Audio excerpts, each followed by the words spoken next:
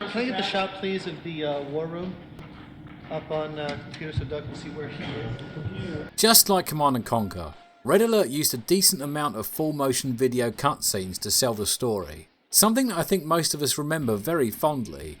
But who are the people on our screens waving their pipes and pointing at maps? Hi, I'm Calivan, and today we're going to take a look at the cast of 1996's Red Alert, Westwood's follow-up to Command & Conquer. No, sit. I'm late. I apologize. My watch is not working. Albert Einstein was played by John Milford, a seasoned actor with hundreds of roles across theatre, television and film. He was born in the late 20s and studied civil engineering at college before pursuing a career in acting. John was a really pragmatic guy, and he built his own theatre, so he'd always have something to fall back on during the times he was unable to secure a role in another production. When I say built, I really mean it. He did all of the carpentry, plumbing, plastering, electricals and painting himself. He's probably best known for his TV work in the 50s and 60s, where you'd often find him on horseback, playing the villain in one of the many westerns that was so popular at the time. Red Alert would be his first and last video game role, but although he's no longer with us today, we'll always remember him fondly as the man that would tell us, time will tell. Sooner or later. Time will tell. The mustachioed Austrian landscape painter. Oh wait, I'm not monetised, I don't have to do that. Adolf Hitler was played by, well, I don't really know. It's an uncredited role, so it was probably a member of the Westwood staff as they used a lot of their own people for small bit parts. My German friend says he sounds like a German in the FMV, but it also looks like he's been overdubbed, so unless someone happens to recognise him one day, I think this will always be one of life's little mysteries. Ja, was ist los? Congratulations on earning this assignment, Commander. One of Stalin's flunkies, Gorgy Kukov, was played by Craig Kavanagh. There isn't much I could really dig up on Craig. Aside from Red Alert, he's got a single credit for Policeman Number 1 in an R-rated TV movie from the early 90s, but that's all I can say with any certainty. I have found a few threads that indicate he may have attended the California Institute of Arts and done a little theatre work, and then later moved on to other things, and could possibly be a business coach these days, but there's a lot of guesswork involved in that, so believe what you will. Watch out for sneak attacks. Welcome. The first of our odd couple of Allied generals, Gunther von Esling, is played by Arthur Roberts. He might be short on lead roles, but he's certainly not short on credits and has had a pretty varied film and TV career over the years. As well as a bucket load of appearances in everything from Starsky and Hutch to Scrubs, he's been in some real classic B-movies like Revenge of the Ninja and Chopping Mall. He didn't appear to do much else in the way of gaming, although I did find him in Citizen X. I would show you a screenshot, but if you've ever seen FMV on the Sega Saturn, you'll understand that it would only consist of about 12 pixels and be pretty pointless. That was too close. Such a pretty face. I'm pretty sure that the unnamed interrogator in the Tanya interrogation scene was played by Dom Maguire. IMDb lists this as just a voice role, but if it's not him in the cutscene then it's someone whose appearance is pretty similar, although it can be quite hard to tell with the low quality video. Alongside the normal slew of TV roles that seems to be pretty typical for the Red Alert cast, Dom also wrote, produced and directed over his career. It's mostly B-movie stuff, but there are some gems in his history, including writing the screenplay for Future War, a film that wanted to be Terminator with Arnold Schwarzenegger, but instead had Robert Zadar and a budget that would barely cover a bus ticket. He's not had any credits in a while, so I assume he's probably retired by now. When you kill one, it is a tragedy. Stalin himself was played by Eugene Donarsky, a prolific character actor who landed his first TV role in 1965 and spent the next 35 years making his mark on many high-profile shows like Mission Impossible, Star Trek and Seinfeld.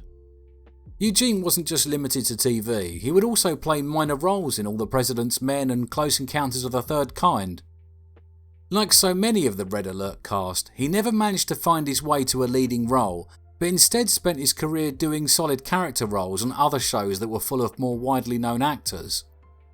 Interestingly enough, Red Alert wasn't the first time that Eugene had played Stalin, having portrayed him in a stage play called Masterclass back in 1987.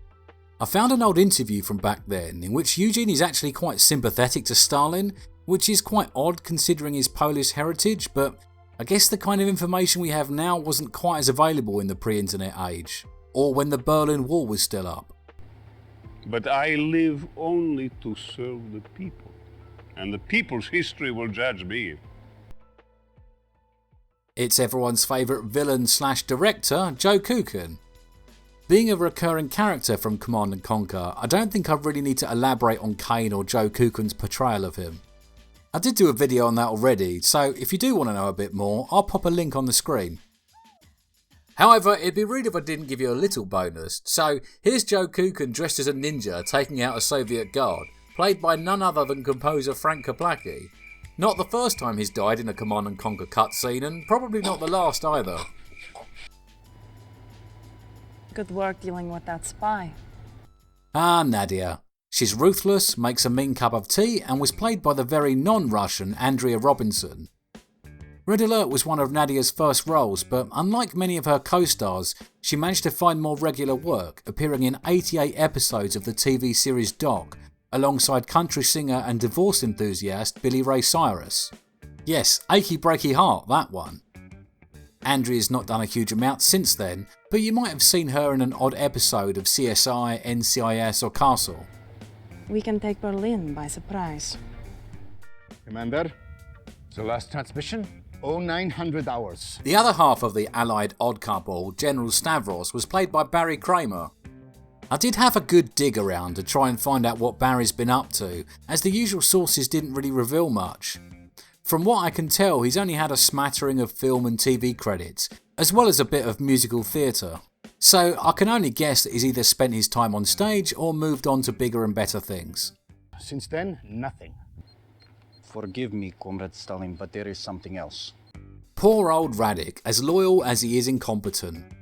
Unfortunately for us, all we know about the actor that played him is his name, Alan Terry. He's got no credits in any other video game, movie, TV show or entertainment production of any kind. This probably means one of two things.